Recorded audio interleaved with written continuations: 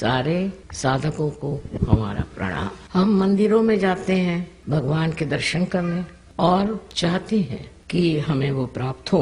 इतना ही नहीं, हमारे अंदर अनेक इच्छाएं होती हैं जो हम सोचते हैं कि परमात्मा परिपूर्ण कर दे। ऐसी अनेक कारणों से हम मंदिरों में जाते हैं कि वहाँ का वातावरण हमें शांति दे और समाधान दे। ये बात तो सही है कि ये सब चीजें घटित हो सकती और इसीलिए मंदिर बनाए गए हैं, लेकिन इससे भी आगे कुछ जाने का और कुछ पाने का है और इसका मूल तत्व भी हमारे हिंदू शास्त्रों में लिखा हुआ। लेकिन जब हम कुछ पढ़ते हैं तो उसके अंदर छिपा हुआ अर्थ हम नहीं समझ पाते कभी कभी। अभी आज अच्छा है कृष्ण के मंदिर में ही आपने मुझे बुलाया, क्योंकि कृष्ण भी बड़ा महत्वपूर्ण स्थान। हमारे कुंडलिनी के जागरण की जो हम बात करते हैं उसमें कृष्ण का स्थान बहुत ऊंचा, उनके बगैर तो कुछ काम हो ही नहीं हो सकता। उनका स्थान हमारे अंदर यहाँ पीठ के पीछे में कहना चाहिए, गर्दन के नीचे, इस जगह उनका स्थान है। अब ये बात है या नहीं, ये हम जो बात करें सच है या नहीं,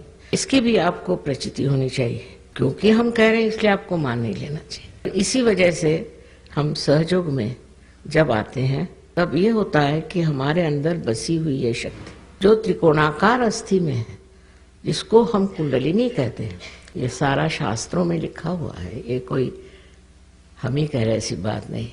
इसका जब जागरण होता तो वो 6 चक्रों में से गुजर करके 7वां चक्र कुंडलिनी के नीचे होता है श्री गणेश जी का, और 6 चक्रों में से गुजर करके और हमारे ब्रह्मरंध्र को छेदती है, जो यहाँ पर सर पे, जिसको अंग्रेजी में फॉन्टेनेल बोन कहते हैं, उसमें से छेद करके चारों तरफ फैली परमात्मा की जो प्रेम शक्ति है, कार्य शक्ति है, जिसे संस्कृत में परम चैतन्य कहते हैं, उससे एकाकारिता प्राप्त करती है। जब यह घटना घटित हो जाती है तब हमारा संबंध उस परम शक्ति के साथ हो जाता है। उससे पहले जो भी हम कर रहे हैं इसलिए कि हम परमात्मा को याद रखें, धर्म को याद रखें, सही रास्ते पर चले।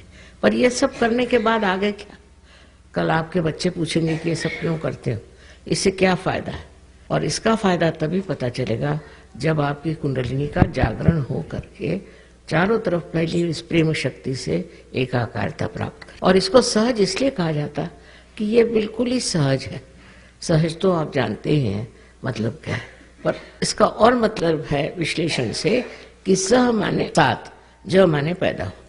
आपके साथ ही ये योग, जिसमें कहते हैं कि ये हमारा जीवात्मा जो है वो इस शक्ति से जब एकाकारिता प्राप्त करता है, यही असली योग है। ये योग बिल्कुल सहज है और सबके अंदर स्थित है। आप हिंदू हो, चाहे मुसलमान हो, चाहे ईसाई हो, चाहे आप काले गोरे कुछ भी हो, ये कुंडलिनी शक्ति सबके अंदर स्थित है।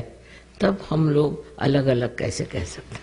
ये जरूर है कि हमारा भारतीय कल्चर बहुत ऊंचा है, इसमें कोई अपने संस्कृति की विशेषता है और उस संस्कृति की वजह से हम लोग एक कायदे के तरीके से चलते हैं, पर तो भी उसका अंत जब तक हम नहीं प्राप्त करेंगे हमें सुख नहीं मिल सकता, आनंद नहीं मिल सकता, और जो कुछ भी हमें वचन दिए गए हैं वो हो नहीं सकता। इसका जागरण करना कोई कठिन काम नहीं था, लेकिन पहले जमाने में ऐसा देखा गया कि इस तरह की कोई प्रणाली थी, इस तरह की कोई परंपरा थी कि उस परंपरा के कारण एक इंसान को ही कोई जागरूक करता था, एक ही आदमी उस दशा में जाता था।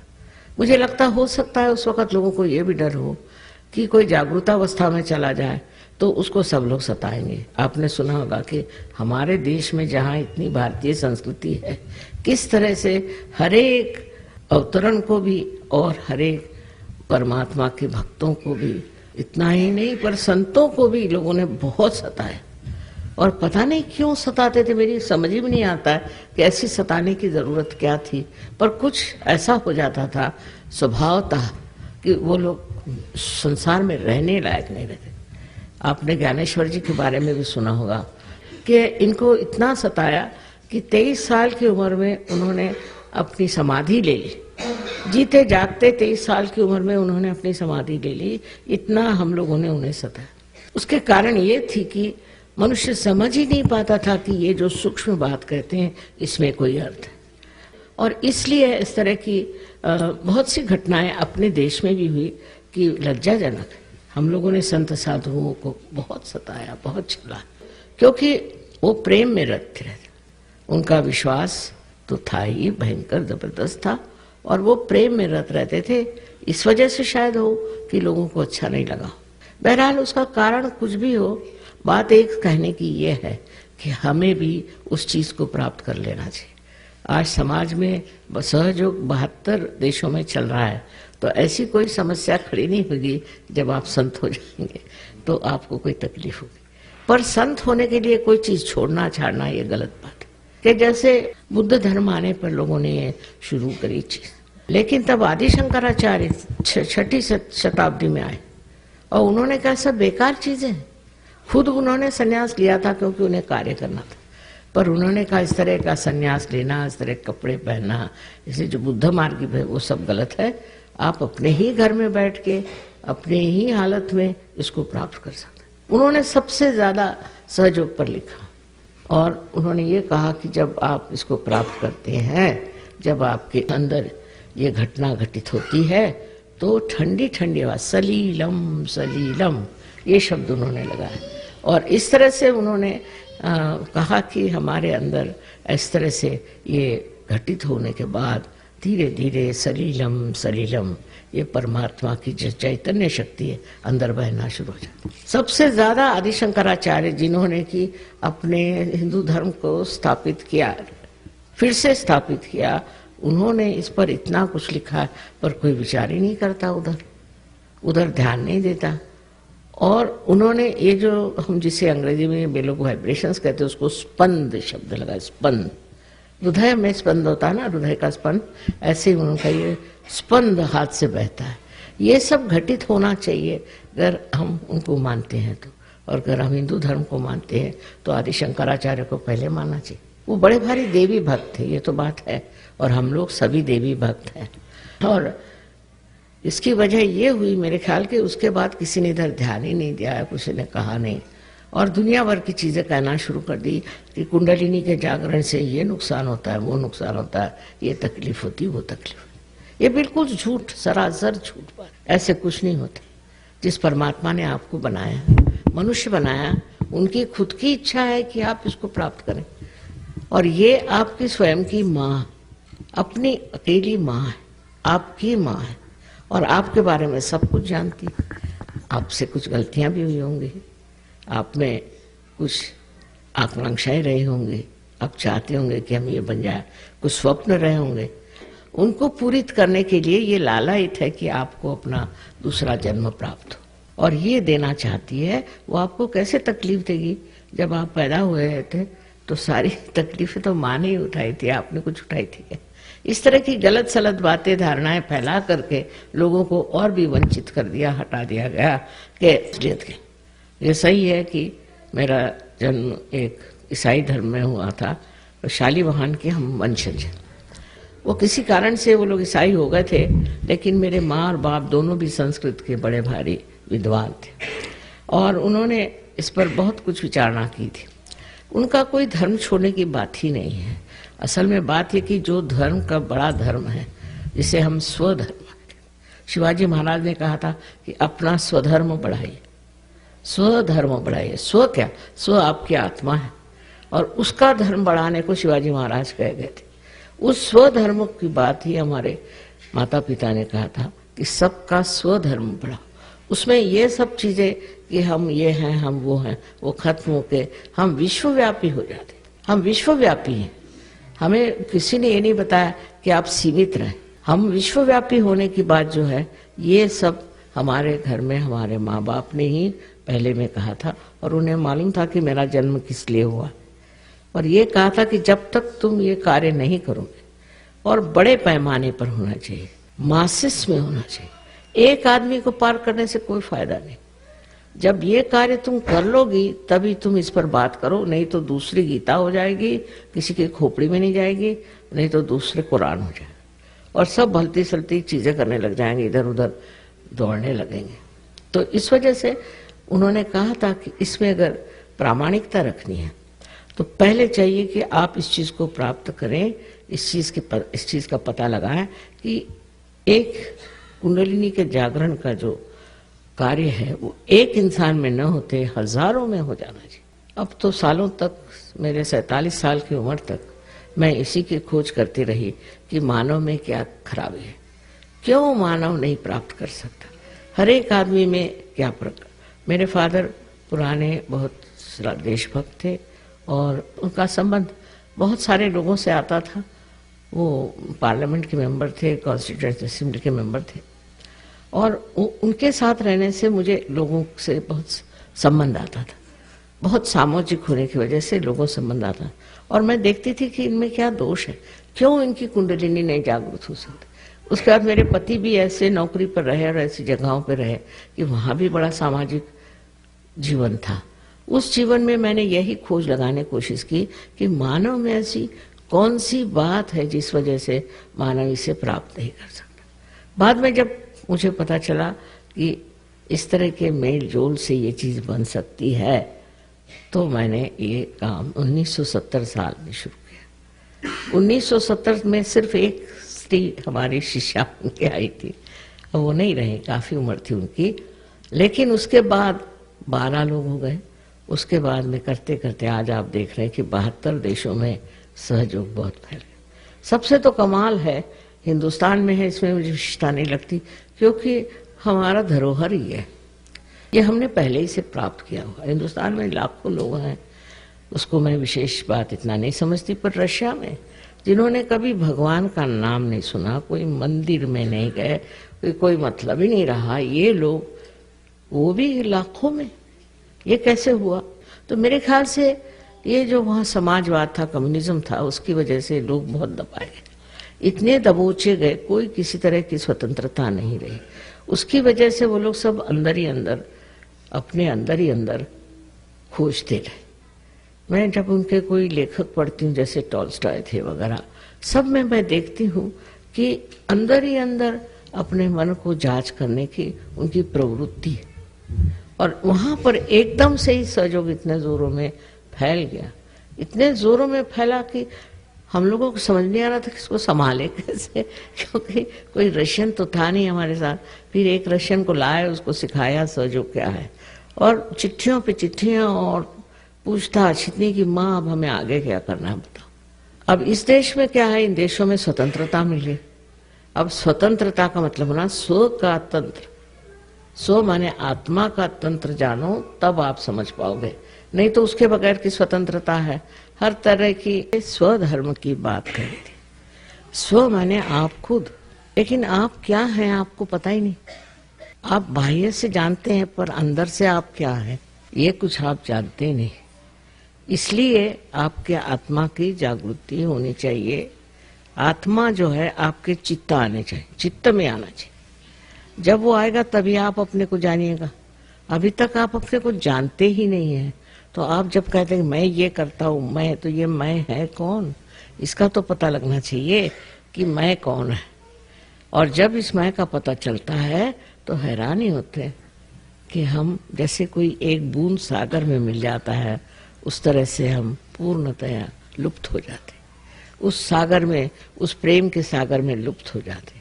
और वही सागर, वही परम चैतन्य हमें सब कुछ देता है। हमारी सब आकांक्षाएं पूरी हो जाती हैं, हमारे सब जिसको कहते हैं प्रश्न हैं वो सब छूट जाते हैं। ये करने की उन्हीं में शक्ति है, हमारे अंदर शक्ति नहीं। हम तो सोच सोच के पगला जाएंगे, कार्य नहीं होता। हर तरह की चीज उसमें ठीक होती।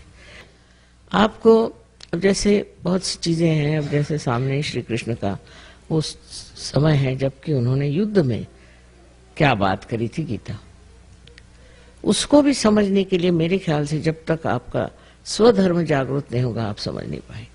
पहली बात है कि कृष्ण ने कहा भक्ति में कि पुष्पम फलम तोयम, तुम कुछ भी हमें दो तो वो हम स्वीकार कर लें।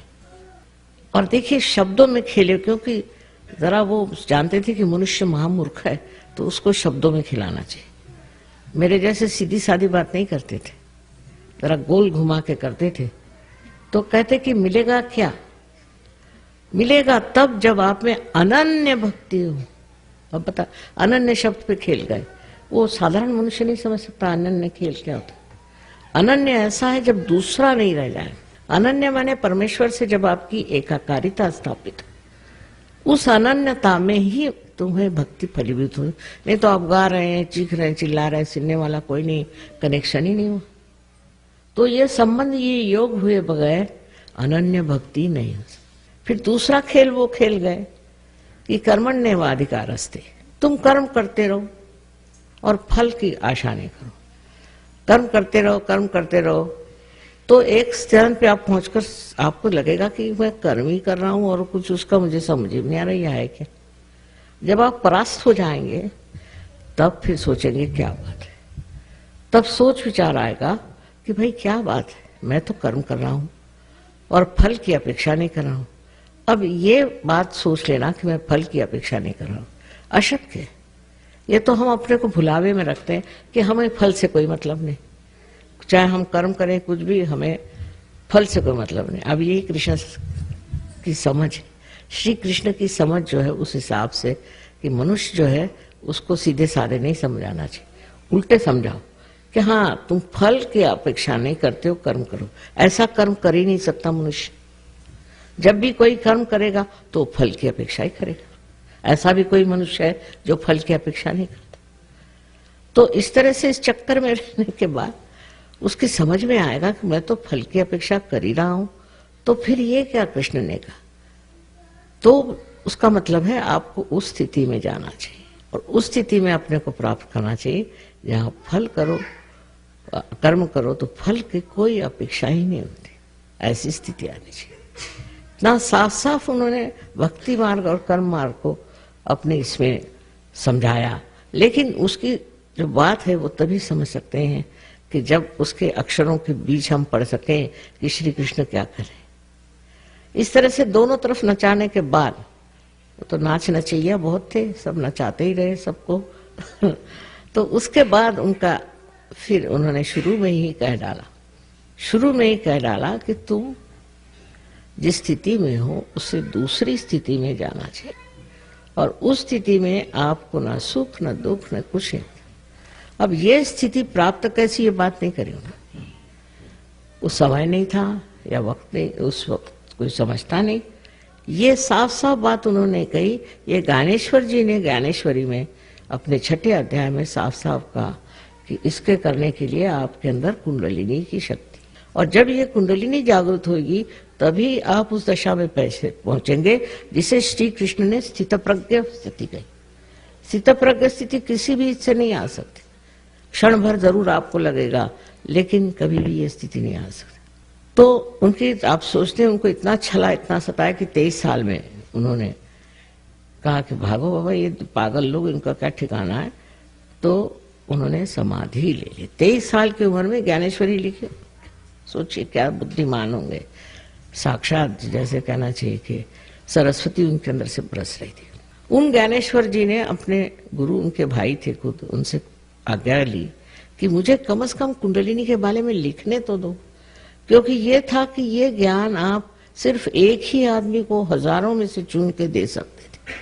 तो कहने लिखने तो दो कम से कम, उससे मुझे फायदा ही होगा। क्योंकि आज मैं जब कुंडलिनी की बात करती तो लोग ऐसा नहीं कहते कि ये हिंदू धर्म में कहा। अब कृष्ण जी ने तो गोल घुमा के कर दिया, तो मैं किसका सहारा लेती। ज्ञानेश्वर जी को जब मैंने कहा कि 6 चैप्टर में लिखा हुआ है, पढ़ो, कुंडलिनी ही ये शक्ति कार्य कर सकती, तब हैरान हो गए कि हाँ लिखा तो है। इसीलिए महाराष्ट्र में लोगों की खोपड़ी में बात गई कि लिखा है। पर उन्होंने क्यों, कबीर दास जी ने लिखा है, पर वो जैसे कि पद्य में लिखा है, तो सारी बातें उन्होंने कुंडलिनी की लिखी है। आपको आश्चर्य होगा कि इतना साफ उन्होंने लिखा है कि शून्य शिखर पर अनहद बाजिरे। अनहद माने वही स्पंद, शून्य शिखर पर, यानी इस जगह से अनहद निकलता। ये उन्होंने साफ साफ लिख दिया। पर कबीर को तो कोई समझता ही नहीं मेरे ख्याल से। ईड़ा पिंगला सुख मन नाड़ी रे, ये जो 3 नाड़ियां हैं, इसका वर्णन इतना सुंदर दिया उन्होंने। पर वो कुछ तो भी कहते वक्त को काव्य में कुछ समझा कर कहते थे। जैसे उन्होंने कहा कि सैया निकस गए मैं ना लड़ी थी। तो हमारे लखनऊ वाले सोचते सैया माने प्रिय कर, क्षमा। लखनऊ में लोग बहुत दिलफेक बहादुर है। और उन्होंने सोचा कि इसका तो मतलब माँ होता है कि हमारे प्रिय कर चले गए। मैंने कहा आपको यही दिखाई गया, कबीर जी को इसकी अकल कहाँ से होगी कि अपने प्रिय कर चले गए। उन्होंने इसलिए कहा कि मेरी जिंदगी चली गई, मैं ना लड़ी, जब मेरी मृत्यु आई तो मैं लड़ी नहीं। इतना उन्होंने मृत्यु पर लिखा था। और आगे का ये लिखा है, चदरा ओढ़ के पलंगा पड़ी थी। साफ साफ उन्होंने लिखा, पर लोगों के समझ में नहीं आता, अब उसको प्रिय कर समझ रहे हैं। जब पहली चीज गलत गई तो सारी चीज गलत गई। और उन्होंने गोल घुमा घुमा करके लिखा, क्योंकि मनुष्य अगर कहे कि मृत्यु के समय में तो कोई पढ़ेगा ही नहीं, मनुष्य को वो लोग बहुत समझते थे। और इसलिए सबने ऐसे ही गोल गोल घुमा करके बात कही, सीधे करी नहीं, क्योंकि सीधे करने पे लोग मुंह मोड़ लेते। लेकिन मैं तो माँ हूं, माँ से कोई मुंह नहीं मोड़ता। और प्यार की जब आप वर्षा होती है तो कोई बुरा नहीं मानता, जो भी बात कहे आपके भलाई के लिए और अच्छाई के लिए। इस तरह से श्री कृष्ण के बड़े उपकार हैं मेरे ऊपर भी। उन्होंने इस तरह से लोगों को समझा दिया कि वो इस पर बैठे रहे। पहले ही चैप्टर में देखिए, कोई दुकानदार होता सबसे पहले अच्छी बात नहीं बताएगा, सबसे पहले सबसे हल्का दाम, फिर उससे अच्छा, फिर उससे अच्छा। लेकिन वो दुकानदार नहीं थे तो उन सबसे पहले बताता कि स्थितप्रज्ञ हो जाए, स्थितप्रज्ञ हो जाइए। होंगे कैसे, इस पर उन्होंने जो विश्लेषण किया है वो भी बड़ा मजेदार है। अब मैंने इसमें यही सोचा कि मनुष्य को सीधे सीधे सादी बात कर दो, और अगर आप उनको जागरण ही दे दो तो फिर उसके बाद बात ही क्या होनी, फिर उसके बाद कोई सवाल नहीं। अब कल भी वहां बहुत से लोग थे, हिंदुस्तानी खासकर, बहुत मुझसे सवाल पूछ रहे थे। पढ़े लिखे होंगे, कुछ थोड़ा बहुत जानते भी होंगे, तो हिंदुस्तानी ज्यादा सवाल पूछ रहे थे। और यहाँ के लोग नहीं, यहाँ के चुपचाप बैठे सुन रहे थे कि माँ क्या। जब उन्होंने सवाल पूछा, सब खत्म हुआ, मैंने कहा अब लोग जाने लगे, अब सवाल बंद करिए। तब सवाल बंद हुआ और तब जागरण का कार्य हुआ। तो ये सवाल जवाब की बात नहीं है, ये पाने की बात है। आप मंदिर में आए, आपने सब कुछ किया, इतना सुंदर बनाया मंदिर, सब कुछ है, लेकिन आपने प्राप्त किया क्या? स्थितप्रज्ञता नहीं प्राप्त।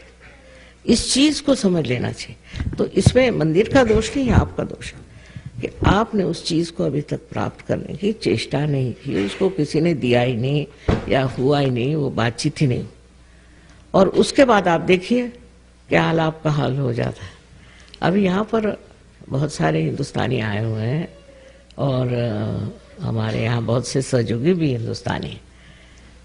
उनका जीवन ही बदल गया, हर तरह से, हर मामले पर वो ठीक हो गए। तो उसी तरह आप सबको ये प्राप्त हो, क्योंकि आप सबको बिल्कुल इसकी पूर्णतया अधिकार है। हर एक आदमी को ये अधिकार है कि इस चीज को प्राप्त करे। ये कोई एक के लिए नहीं, सारे संसार के लिए परमात्मा ने कुंडलिनी बनाई हुई है और सबको अधिकार है कि इस कुंडलिनी का जागरण प्राप्त करें। अब जब इन चक्रों में से देखिए, आप यहाँ पर बनाए हुए हैं, इसमें से जब 6 चक्रों में से जब कुंडलिनी गुजरती है तो इन सारे चक्रों को वो प्लावित करती है, प्लावित करती है, और जिसको अंग्रेजी में नरिश कहते हैं। और उसके बाद में उन सबको संगठित कर देती, एक अमेव, एक सूत्र पे बांध देती। अपने अंदर के जो कुछ भी आपस के झगड़े हैं सब खत्म हो जाते, फिर बाहर के भी झगड़े खत्म हो जाते। जैसे आपको अच्छा लगेगा सुन करके कि ये जो बीच में हरे रंग के चक्र है, इसको हम नाभि चक्र कहते हैं। नाभि चक्र में किसका वास है?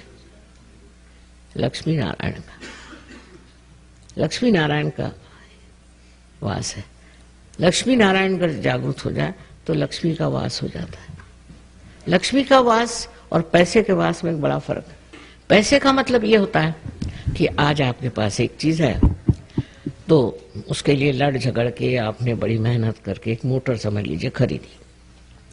मोटर घर में आई लेकिन संतोष नहीं आया, समाधान नहीं आया। अब आप कहते घर बनाओ, फिर आपने मेहनत करके घर बनाया, उससे भी समाधान नहीं है।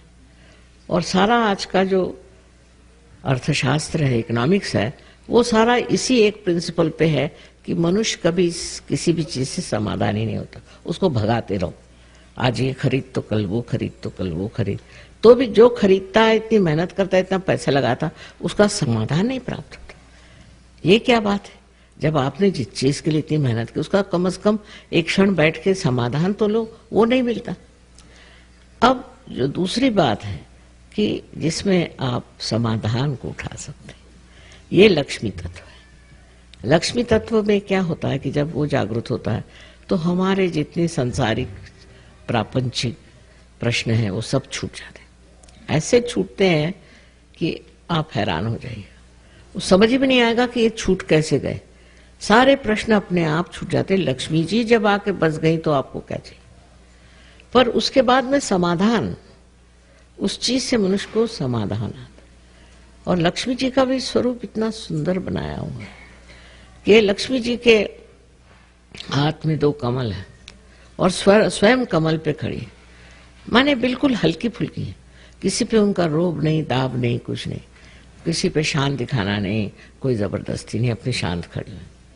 और 2 हाथ में कमल है, इसका मतलब है वो भी गुलाबी रंग के। गुलाबी रंग जो है द्योतक है प्रेम का, माने प्रेम से भरी हुई है।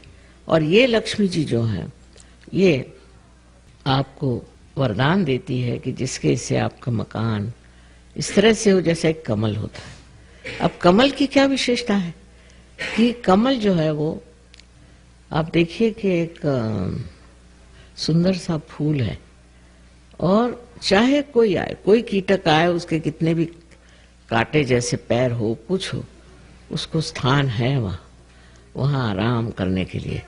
और रात में वो अपने कमल दल बंद कर लेते हैं जिससे शांति से सो सके। इसी प्रकार आपका भी मकान होना चाहिए, सुंदर हो, सजा हुआ हो, और उसमें कोई आते हैं तो वो आराम से रह सके। ये एक हमारे यहाँ बहुत बड़ी चीज़ है हिंदू धर्म की कि हम लोग जो है बाहर से कोई आता है तो उसका बड़ा पाचारण करते हैं। उनको अतिथि को हमारे यहाँ कहते हैं कि अतिथि भगवान होते हैं। ये चीज़ हमारे अंदर आ जाती है जब हमारे अंदर लक्ष्मी तत्व जागृत होता है और उसका पूरा सरंजाम और सामान जुट जाता है। बिल्कुल सही बात करेगा आपसे। अब ये तो हुई कमल की बात, और एक हाथ से वो इस तरह से आशीर्वाद देती है। आशीर्वाद का मतलब ये है कि आपके अंदर जो भी कुछ आपने प्राप्त किया है वो आप दूसरों को दें। इतना ही नहीं, पर आपके आश्रित हैं उनको आप संभालिए, उनको आप आशीर्वाद दें। जो आपके आश्रित हैं, आपके नौकर हैं, चाकर हैं, रिश्तेदार हैं, सबको आप आशीर्वादित करें। और चौथा हाथ जो है वो इस तरह से है, माने आप दानी होना चाहिए, आपको दान करना ही चाहिए। अब सत्पात्र होना चाहिए, देख के करिए दान, ये कबूल बात है, लेकिन दान भी देना चाहिए। ये नहीं कि सारा पैसा आप अपने लिए खर्च करें, तो लक्ष्मी जी की कृपा नहीं है। पर ये अपने आप हो जाता है, ये कुछ कहना नहीं पड़ता, अपने आप घटित हो जाता है, क्योंकि आपके अंदर लक्ष्मी बहने लग जाती है और आपका मन इसी से तृप्त होता है कि आप दूसरों को देख रहे हैं। अब चित्त अपने से हट के दूसरों पर चला जाता है और इतना आनंददायी होता है चित्त, इतना सुखदायी होता है कि आश्चर्य होता है। आप आनंद में विभोर रहते हैं। अब ये देखिए, तो परदेसी लोग यहाँ बहुत आए थे, सिवाय उनको भाषा मेरी समझ नहीं आती, पर तो भी कुछ भी माँ कह रही हो तो भी हमें उसमें मंत्र ही है, माँ जो बोल रही मंत्र ही है, और बैठे रहेंगे। इस तरह के 72 देशों में लोग हो गए। और हिंदुस्तान में बहुत ज़बरदस्त है। मैं कहूँगी कि कलकत्ते में भी हमें तो स्टेडियम लेना पड़ता है, पर जब बाहर आए हुए हिंदुस्तानियों को पता नहीं क्या हो जाए कि ज़रा कुछ गड़बड़ी है मामला। लेकिन आशा है कि इसके बाद आप लोग सब पार हो जाएंगे और आपकी वजह से और भी लोग हो जाएंगे। तो सबसे बड़ी बात है कि पार हो जाना माने अपने को जानना। ये जब तक आपने जाना नहीं, तब तक आपने जो कुछ भी जाना सुख बेकार है, और तब आप प्रेम के सागर में बहने लग जाए। तो एक ही अक्षर प्रेम का कहा हुआ है कि जो ने एक अक्षर प्रेम का जान लिया तो उसको और कुछ जानना ही नहीं है। वही चीज घटित होने की है और होना चाहिए।